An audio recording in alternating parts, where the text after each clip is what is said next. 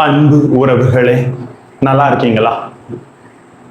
படிப்பும் அறிவும், படிச்சாதானே அறிவு கிடைக்கும், அறிவு இருந்தா தானே படிக்க முடியும் அப்படின்னு எதிர்மறை வழக்குல நிறைய பேசுவாங்க.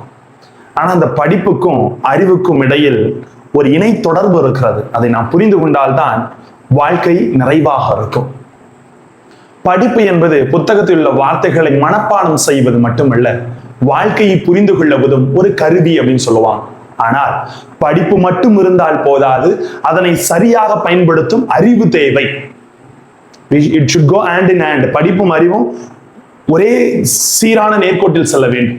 இன்றைய உலகில் பவர் அதிகம், அதாவது பலர் இந்த பவரோட அதிகமா படிக்கிறாங்க, ஆனால் வாழ்க்கையில் சரியான முடிவுகளை எடுக்க தவறுகிறார்கள். காரணம், படிப்பு தகவல்களை தருகிறது, அறிவு அந்த தகவல்களை வாழ்க்கையில் எப்போது எப்படி பயன்படுத்த வேண்டும் என்பதை கற்றுத்தருகிறது.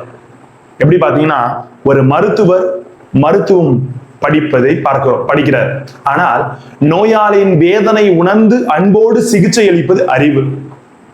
ஒரு மாணவன் அதிக மதிப்பெண் பெறுவது படிப்பு, ஆனால் அந்த திறமையை சமூக நலனுக்காக பயன்படுத்துவது அறிவு.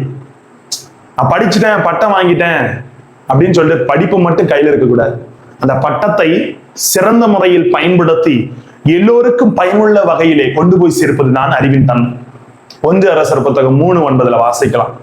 சாலமோன் அரசர் செல்வத்தையோ அதிகாரத்தையோ கேட்கல, மக்களை வழிநடத்த அறிவை வேண்டினார். அதனால்தான் அவர் மகத்தான அரசராக செயல்பட்டார். எனவே நாம் படிப்பை மட்டும் தேடாமல் நல்லதை தேர்ந்தெடுக்கும் அறிவையும் வளர்த்துக் கொள்வோம்.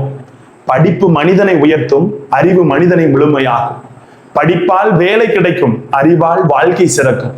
சிந்திப்போம். இந்த ரெண்டும் முக்கியங்க. நான் படிச்சுட்டேன்னு மமதையில இருக்கக்கூடாது.